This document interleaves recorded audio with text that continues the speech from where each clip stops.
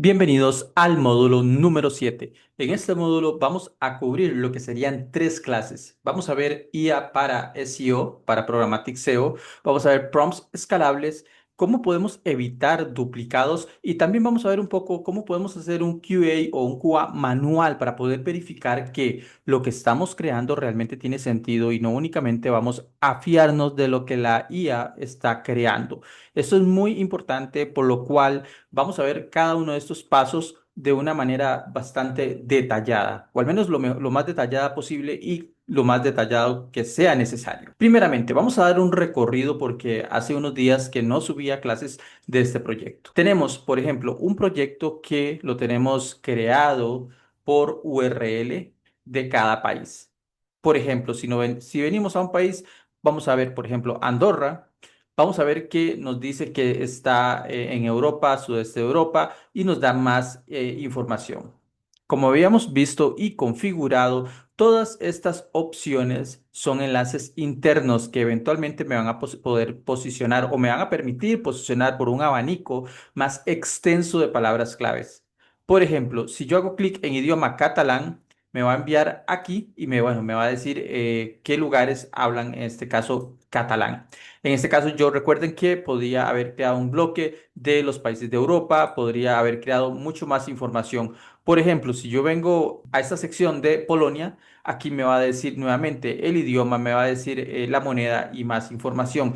Todo esto con el fin de que yo pueda posicionarlo por cada una de estas verticales o categorías. Por ejemplo, si yo quiero posicionar por esta zona horaria, pues aquí lo puedo hacer y me va a mostrar todos los países. Ahora bien, vamos a recordar un momento, si yo vengo a México y yo coloco aquí, por ejemplo, idioma español, me va a mostrar qué países en América hablan español en este caso.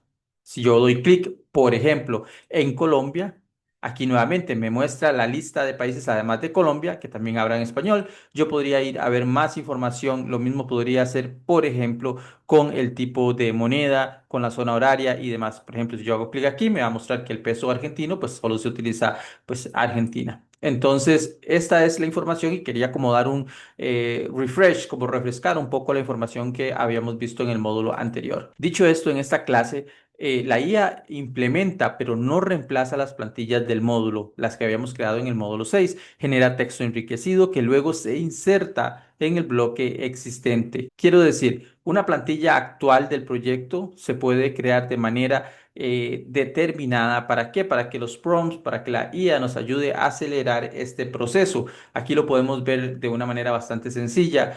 Nos ayuda a que si yo quiero crear, por ejemplo, esta estructura, si vamos a venir aquí a Afganistán y yo creo esta estructura de quiero que generes el texto junto con, por ejemplo, la ciudad, más lo que sería la población y demás, esta información viene directamente desde el API o el dataset y esto lo podemos configurar y tomar ventaja de que la IA nos puede ayudar a configurarlo de una manera más rápida.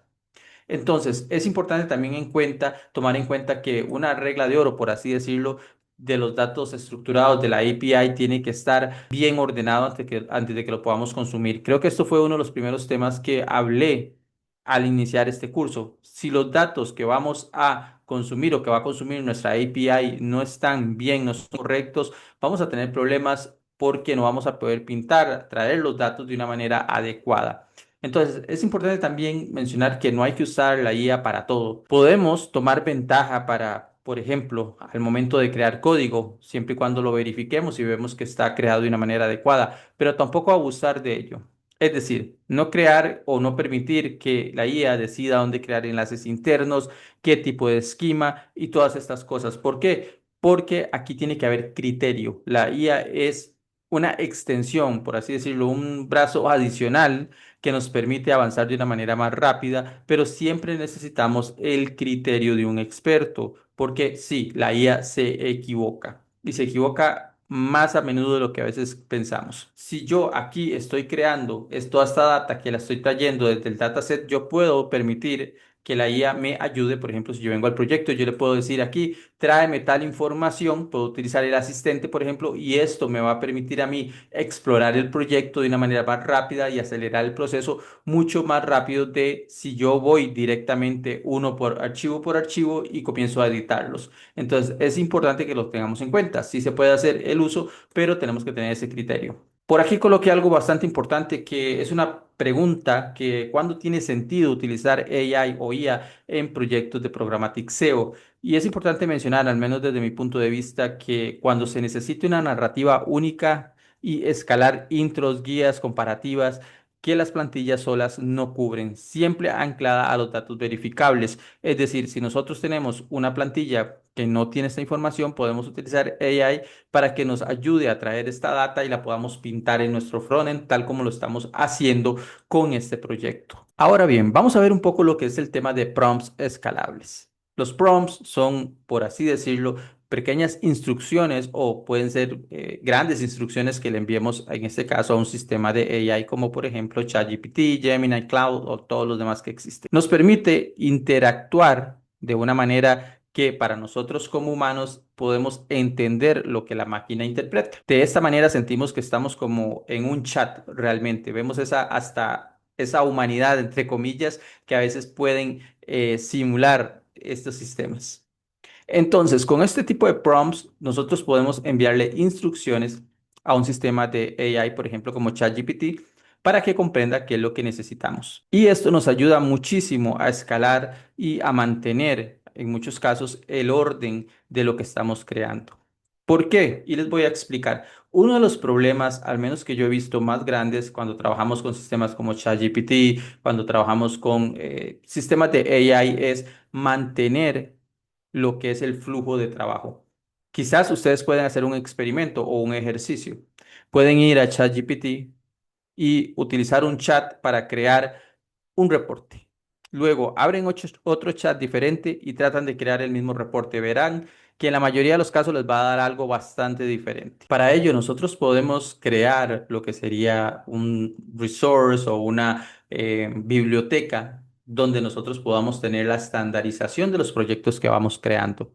Si estamos trabajando con ChatGPT o si estamos trabajando con por ejemplo, Cursor, podríamos crear una carpeta donde vamos creando o donde vamos actualizando el prompt que ya tenemos. De manera que si lo vamos a utilizar a futuro, este prompt ya es un estándar. Ya no vamos a darle información a la máquina para que la interprete de otra manera. Ya vamos guardando ese prompt, lo vamos modificando y de esa manera le podemos enviar ese prompt a la máquina. ¿Para qué? Para que nos haga el trabajo exactamente tal como lo ha venido haciendo con otros reportes, con otros trabajos. ¿Por qué? Porque eso nos permite a nosotros crear ese estándar. Si no, vamos a tener ese problema de que cada chat nuevo que vamos abriendo, el resultado va a ser ligeramente o bastante diferente. Entonces hay que tener cuidado con ello al momento de crear prompts.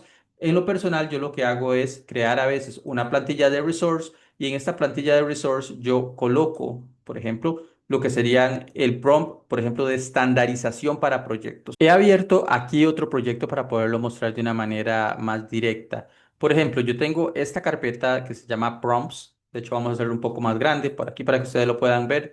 Esta carpeta que tenemos aquí se llama prompts. Como ustedes pueden ver, esto es un prompt de estandarización de la calculadora. ¿Qué hace este prompt? De manera sencilla, me estandariza, valga la redundancia, todo lo que ya voy a crear.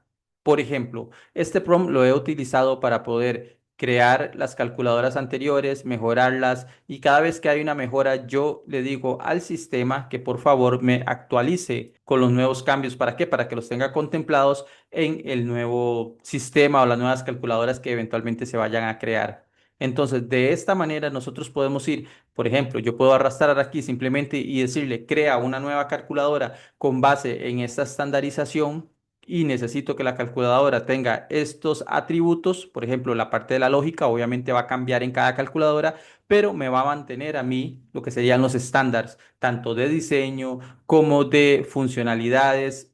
Lo único que me va a cambiar es la lógica. Si yo necesito, por ejemplo, en esa calculadora agregar un botón o un toaster por ejemplo, una notificación cada vez que yo hago clic en un botón en específico, puedo decirle, una vez que lo he creado y lo he probado y he verificado que está bien, que todo funciona, puedo decirle, hey, necesito que ahora esta nueva función se lo pases al prompt que tenemos aquí como parte de la estandarización. De esa manera yo voy a tener ese estándar para los demás proyectos y no voy a ir creando, por así decirlo, un Frankenstein con cada página que voy agregando un nuevo proyecto. Es decir, voy guardando un registro. Esta es una de las maneras, hay más maneras que se puede hacer, pero al menos para mí, en lo personal, es la manera más sencilla de poderlo realizar. Vamos a utilizar un prompt para ver cómo podemos actualizar y mejorar el contenido actual. Aquí tengo un ejemplo. Por ejemplo, estoy mencionando que escribe un párrafo de introducción de 80 a 120 palabras sobre, por ejemplo, Estados Unidos, datos verificables y demás. Yo puedo enviarle esta información, por ejemplo, y decirle que me actualice esta información, por ejemplo, en el perfil de Estados Unidos. En la URL, por ejemplo, en la URL de US aplica los puntos, esa información. Ahora, ¿qué es lo que va a hacer? El agente va a ir a lo que sería a esa URL y va a comenzar a buscar la información y la va a extraer. Ahora bien, si yo voy a nuestra aplicación, yo pongo aquí, por ejemplo, Estados Unidos. Va a traer ese dato que yo le di, esa instrucción, y la va a comenzar a mostrar aquí, por ejemplo. Me va a dar toda la información de 80 a 120 palabras o caracteres en este caso, para que yo pueda validar que esa información está siendo correctamente insertada. Y una vez que yo lo he validado, pues yo puedo irlo a hacer. Por ejemplo, aquí me está diciendo que los datos verificables, si yo voy nuevamente a la aplicación, pueden ver que ya me trajo la data. Ahora bien, yo puedo ir mejorando algunos aspectos. Si yo no quisiera tener, por ejemplo, estas líneas, estos divisores aquí, yo puedo decirle quita, por ejemplo, o elimina, por ejemplo, esto o este hyphen en español, no sé, bueno, haciendo como una línea del medio. De esa manera ahora lo va a quitar y me va a permitir a mí, como pueden ver ustedes, tener un texto más extenso. Yo puedo aplicar eso en todas las páginas. Por ejemplo, yo lo tengo en este caso solo en Estados Unidos, pero yo le podría decir, ahora aplica todo esto a lo que serían las demás plantillas. De esta manera creo y tengo una estandarización de que todas estas plantillas tienen que tener este contenido. Aquí, este contenido que vemos aquí, el país, todos estos son contenidos dinámicos. ¿Por qué? Porque estos contenidos se actualizan con base en los datos que nosotros traemos desde el API. Nosotros podemos crear, por ejemplo, una plantilla que sea, sí, obviamente, que diga en Estados Unidos, por ejemplo, la población es de 340 millones y limita al norte con este país y al sur con este otro país. Y esa misma plantilla podemos utilizarla para los demás países. Lo que va a cambiar es la data dinámica que viene desde el API. Eso es lo que nos ayuda a hacerlo original, por así decirlo. Entonces, aquí juega un papel muy importante la estrategia, el conocimiento que nosotros estemos utilizando y no solamente dejárselo al sistema de AI para que lo pueda hacer a su antojo. Entonces, por eso es que es muy importante y lo que mencionaba, AI nos ayuda a acelerar procesos, pero es importante que haya criterio de una persona profesional, porque si no, vamos a estar generando contenido que al final del día más bien nos puede hacer daño a nuestro proyecto, contenidos duplicados o de mala calidad. Ahora bien, lo que acabamos de ver va de la mano con este otro bloque de este módulo, es evitar el contenido duplicado. ¿Cómo podemos evitar el contenido duplicado cuando estamos trabajando con agentes de AI para la implementación? Aquí es muy importante tomarse el tiempo para poder desarrollar un prompt que no sea vago, un prompt que valga la pena.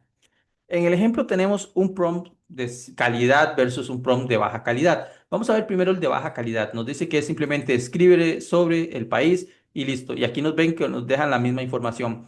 Pero cuando yo estoy escribiendo un prompt, una orden al sistema de mayor calidad, le estamos diciendo que incluya dinámicamente la capital, población e idioma.